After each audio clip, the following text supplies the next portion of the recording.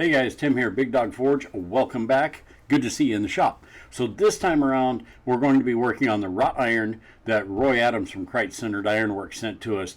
And if you haven't seen the video before, which was the design for the wrought iron from Christ-Centered Ironworks, you can go check that out if you want to see what it is. Basically, it's a splint lamp, and a splint lamp is like a rush lamp. It holds a splint of wood, candle wood or fat wood they call it. And it burns like a candle. So anyway, we're going to make a 3-video series. The first one's going to be drawing out the material into the sizes and separating it into the sizes I need, and we'll build a couple of the major components, and then second video we'll be building the rest of the components, and then the third video we'll be doing the assembly. All right, let's jump into it, guys, and get this thing done. It's going to be a bit of a project, and we need to get moving. All right. Thanks, guys. We'll talk to you afterwards. See you soon. All right, guys. This is the brick of wrought iron that Roy from Christ-Centered Ironworks sent us. It is 8 inches long, inch thick, 2 inches wide, and it is just a hair over 4 pounds. It's like 4.001. So what we're going to do with this thing is we're going to have to draw it out into some very small parts. And it's not showing any signs of delamination anywhere, but it is quite old. So what I'm going to do is get it under the power hammer, get it up to welding temperature, and start drawing it out and welding it together at the same time. So let's get that started. Alright, so I've panned back here a little bit so you can see the power hammer and the press. I'm going to be using both. So welding temperature, we're getting this block just compressed together. Make sure there's no delaminations in it. And then we'll get it over to the press. We get some dies in that thing. There we go. And using dies on this, it doesn't like it too much. It's stretching out the material a little bit quickly, and you can see where it's wanting to delaminate a little bit. You can bring it up to a little higher temperature. It may work a little bit. But what we're going to do is draw it out. We'll get it back into the forge, bring it up to welding temperature after we've got it drawn out a little bit, and then we'll just make sure everything's forge welded together really well with a power hammer. And the reason I'm using the machinery here rather than all by hand is I have to draw this out to some very long, very thin pieces, and just don't have enough time to do it all by hand. I'm not sure I'm that ambitious. So we're going to use the equipment we have with this thing. We'll be doing a lot of the work by hand, but this initial draw out's going to be with this equipment. So you can see that sort of kiss block that I have there. That's a 5/8 inch square, and the first piece that we need to draw out here is about 13.5 inches, 14 inches of 5/8 inch square. And it's going to create the center support or center post of the splint lamp. And the reason we're taking it to 5/8, it's actually going to end up being a 1/2 inch round with some decoration on it, is because we need that bulk to help create those areas.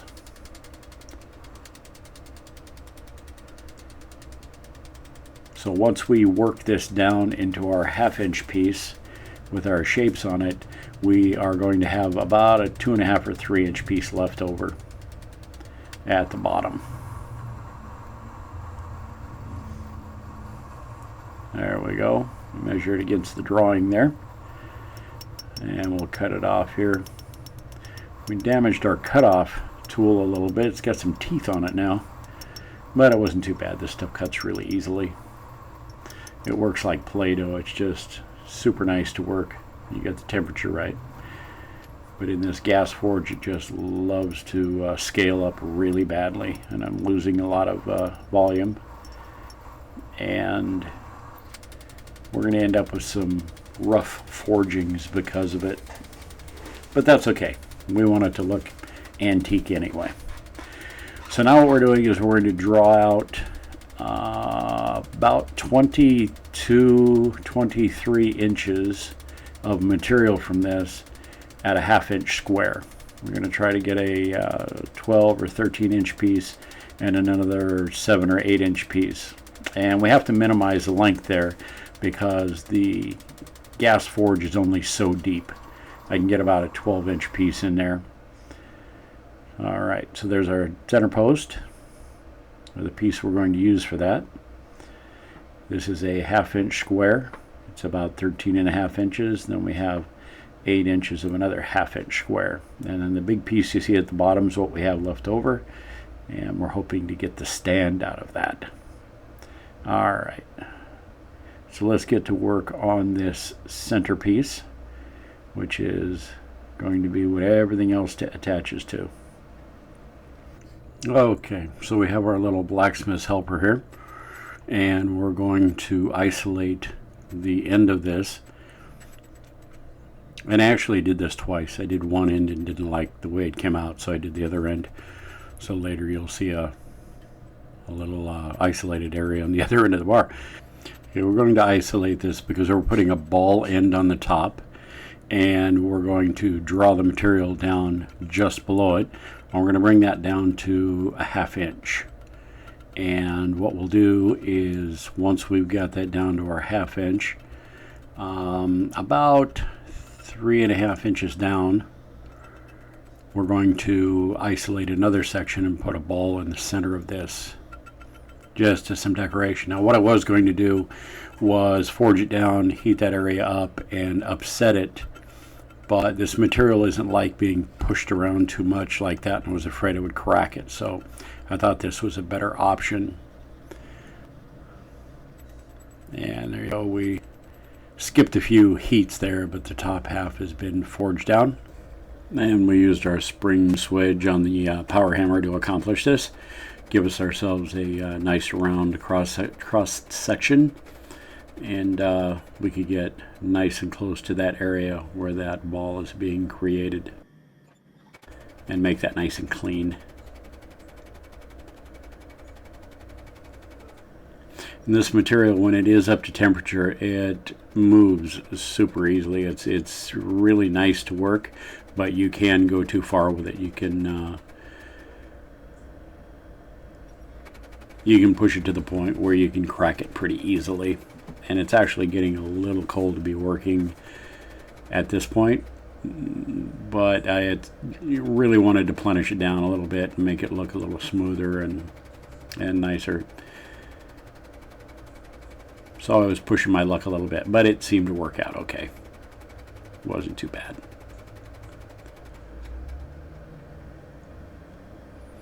Alright, we get this thing straightened up, the anvil, and we'll start working on those balls, the one on the top and the one in the middle. And I'm going to use a bottom swedge tool that fits in the mild steel anvil, and I'll put it in a vise because the mild steel anvil is just a little out of reach at the moment. So that'll work out for me. We'll get the preliminary work done here on the anvil. Now originally I was going to upset that area in the center and create a much larger ball in the center of this, and decided that this was a much better way to go, like I said before, to keep it from cracking or breaking. And it seemed to work out pretty well this way. Okay, so this is our bottom swedge tool, and since this is a one-off and I don't really have the need for a ball spring swedge tool for the power hammer, I just decided to do this by hand, and it worked out pretty well. We gave this just a tad bit of an upset just to get it compressed into the center a little bit more, and then again for the center ball we just hammered it out by hand, and these are the finishing blows. So now just knocking some of the hammer marks out and smoothing it out a little bit, and it seemed to work okay. I did develop a tiny little crack around the top there just underneath, Nothing big, and it's got zero stress on it anyway. It's a decorative piece, so not going to hurt anything. There we go. And you can see how my center ball on that is off a little bit from the original, but it worked out. So I cut off the bottom there. Got a little extra piece we can build the next component out of.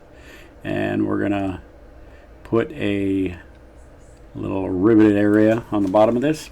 So we're going to isolate that. And this will be the tenon that's going to go down through the base and allow us to rivet that to the base that we'll create later on. And we're just using our rivet header tool to smooth that out and size it. There we go. So now we have a tenon on the bottom that'll go down through a couple of punched holes in the base. We have our finials. You're going to notice that little flat area on either side of that thing. That ended up being a mistake, like I said, and I ended up heating that up and upsetting that area to widen that back out, and then I ended up forging it square. Alright, so this is the bottom piece that we cut off, and it's going to create the splint holder itself. We should be able to get that out of that one piece, and that's the finial I started the first time, a little ball end that I didn't like.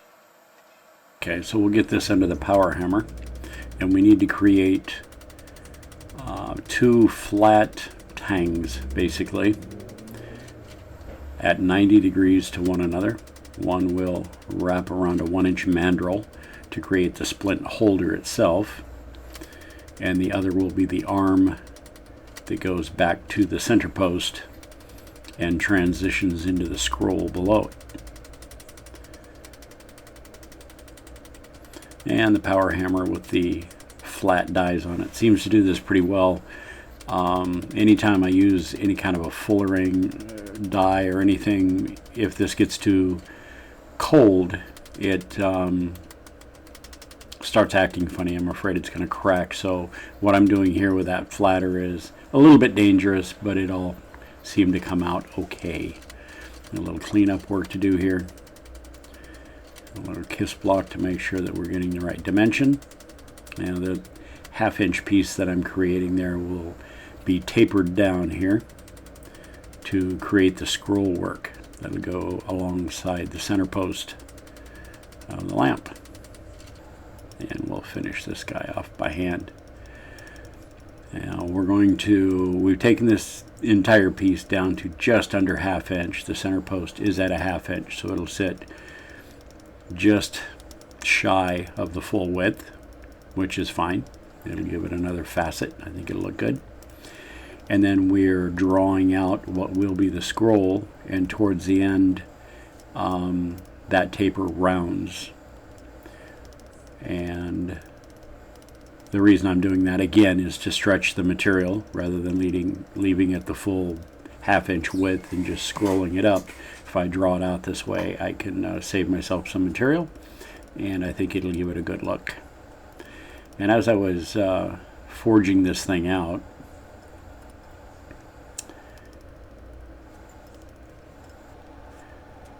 I started to get my bends in there, and actually bent this. I didn't have the camera on, and it started acting a little bit funny. That scrolled in started sort of moving around as I was brushing it, and it was acting a little bit like it was cracked somewhere. And I had the 1-inch bar laying there to see if I could get a nice sharp corner on it, and I had to go cool it off because I noticed right there on the corner I had cracked it pretty badly. So that's something that I went ahead and repaired with the torch because of the necessity to conserve material. I'm not 100% sure I'm going to have exactly enough material to complete this project, so I'm being very careful with sizing and waste. I can't afford to waste any of this. And it could be that I end up with some in the end.